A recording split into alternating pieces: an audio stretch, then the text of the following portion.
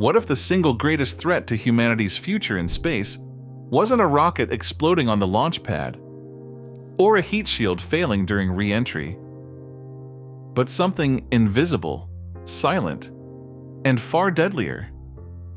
Thousands of pieces of orbital debris are each traveling at over 28,000 kilometers per hour. No one can reliably track them all.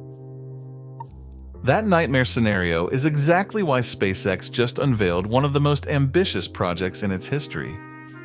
On February 20th, 2026, SpaceX announced Stargaze, a massive new space situational awareness system that transforms its entire Starlink constellation into the most powerful orbital surveillance network ever built. 30,000 star trackers spread across more than 9,600 satellites are now working together in real time to map and track virtually every object in low Earth orbit. And in a surprise move, SpaceX says it will make this data openly available, free to governments, competitors, and researchers. This is not just another satellite upgrade.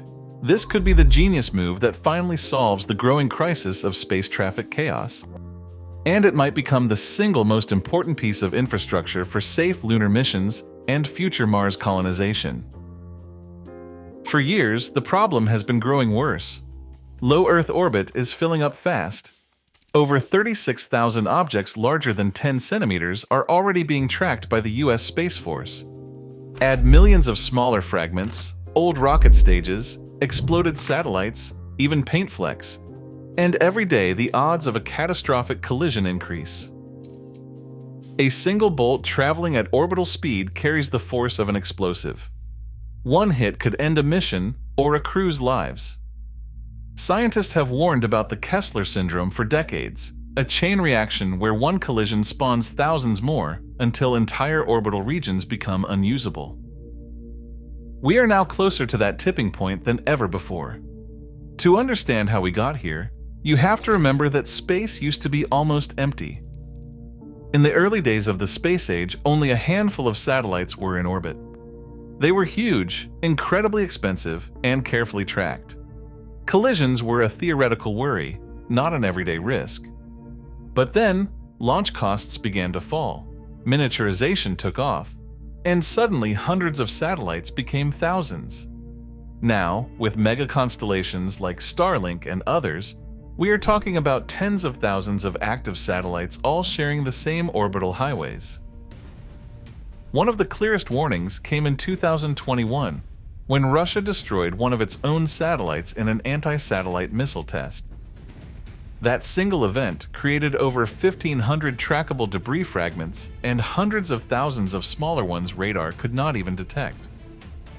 The crew of the International Space Station had to shelter in their Soyuz capsule as the debris narrowly passed by. It was a chilling reminder: in orbit, there are no second chances. And that was not even the first time. Back in 2009, an inactive Russian satellite accidentally collided with an active Iridium communications satellite, creating a massive debris field out of nowhere. No weapons test, no deliberate action. Just two objects crossing paths at the wrong place and the wrong time. Events like that are exactly what Kessler syndrome predicts: random, high-speed impacts that multiply the problem with every collision. Ground-based radar and telescopes can't solve this alone. Their reach is limited by weather, by the horizon, and by sheer volume. Many dangerous conjunctions are discovered hours before a possible collision, forcing last-minute emergency maneuvers. The current system is reactive, not proactive. That will not cut it once dozens of Starships start flying refueling missions in orbit at the same time. Even the US Space Force admits its network has blind spots.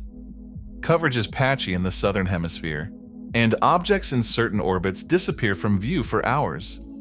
And as more satellites go up, Amazon Kuiper, OneWeb, and China's broadband constellations, the math gets worse. Every new launch compounds the chaos. SpaceX decided to take a different approach. The solution was not on the ground, it was already in orbit. Every Starlink satellite already carries multiple star trackers, ultra-sensitive cameras meant to help the satellite orient itself by scanning the night sky. SpaceX realized those same cameras could double as giant eyes, watching for anything moving that should not be there. Linking 30,000 of them together gives you a live global sensor array, a 360-degree security system for low Earth orbit. Here's how it works. Each star tracker captures thousands of images every minute. Onboard AI filters out the fixed stars and flags any moving objects. That data is instantly sent down through Starlink's network to ground systems, where powerful machine learning models stitch it into a real-time, three-dimensional map of orbit. Because the satellites are always moving in different planes, the system sees objects from multiple angles at once. That is something no single telescope could ever do. But here's where it gets even smarter. The AI is not just spotting objects, it is predicting their future. A custom orbital mechanics engine calculates projected orbits, assigns confidence scores, and flags potential collision risks, all within 90 seconds. From detection to action, it operates nearly in real time. SpaceX claims Stargaze can track debris as small as 5 centimeters from hundreds of kilometers away, a massive leap over what ground radar can currently do. At those sizes, you are talking about objects that can still punch holes in spacecraft walls or shred solar panels. Being able to know where they are and where they are going is a game changer. And in a move that shocked the industry, SpaceX pledges to make this data open to everyone. Through a public API, any researcher or satellite operator can access the same high-fidelity orbital data SpaceX uses to protect its own fleet. It is a strategic masterstroke. By making Stargaze the default global standard for orbital awareness, SpaceX effectively becomes the backbone of safe space operations, the same way it used Starlink to build the internet infrastructure layer for half the planet. If Stargaze works, every spacecraft, every lunar mission, every Mars tanker will depend at least indirectly on SpaceX data. The engineering challenge was enormous. Star trackers were not built for continuous observation like this. SpaceX had to upgrade onboard processors, improve radiation shielding, and design lightweight AI models capable of running under tight power constraints. To handle the torrent of data without overloading the Starlink network, they turned every satellite into a mini-edge computing node, part of a vast orbiting supercomputer constantly scanning the skies. Early test results are jaw-dropping. Stargaze has already identified debris from long-dead Soviet satellites and recorded micrometeoroid impacts on Starlinks themselves. That means SpaceX can now monitor the health of each satellite in real time, detecting tiny hits before they cause failures. It is not just seeing space, it is diagnosing its own constellation like a living system. For Starship missions, this changes everything. The refueling phase in low Earth orbit, fully fueled, hardware-heavy, and vulnerable, is the most dangerous part of any interplanetary journey. Real-time debris tracking gives flight controllers precise awareness of nearby threats and allows last-minute maneuvers with confidence that was impossible before. Zoom out, and Stargaze becomes even more important. The corridor between Earth and Moon, the cislunar environment, is about to become the most heavily trafficked region in human history. Dozens of nations, private companies, and mega-constellations will share that space. By building this system now, SpaceX may have just laid the foundation for what future generations will call interplanetary air traffic control, the moment space truly became navigable. And behind that achievement lies a clear power shift. SpaceX isn't just building rockets or satellites anymore, it's positioning itself as the guardian of orbital safety. If everyone uses Stargaze data, then SpaceX effectively becomes the referee for the entire orbital economy. The company says the core data will remain free and public, but premium services such as high-resolution tracking, dedicated analytics, and priority alerts could become paid features down the line. It is a familiar playbook.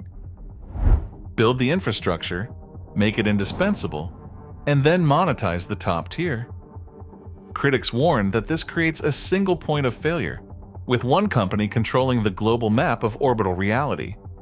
Others see it as a necessary step toward making space sustainable. After all, a transparent system where every debris event is visible to everyone could finally bring accountability to an environment that has been the Wild West for decades. There are also real geopolitical questions. How comfortable will China, Russia, or even European nations be relying on a US-based private company for critical safety data? Do they trust the feed? Will they build their own competing systems? Do we end up with multiple, partially overlapping orbital maps, each with slightly different assumptions and blind spots? We have seen this story before on the ground. Think about social media, search engines, or even GPS. A small number of private platforms quietly became critical infrastructure, and only later did regulators start asking if any single entity should wield that much influence. The difference now is that the stakes are not clicks or ad revenue. They are human lives and billion-dollar spacecraft. In the end, the question is bigger than business or technology.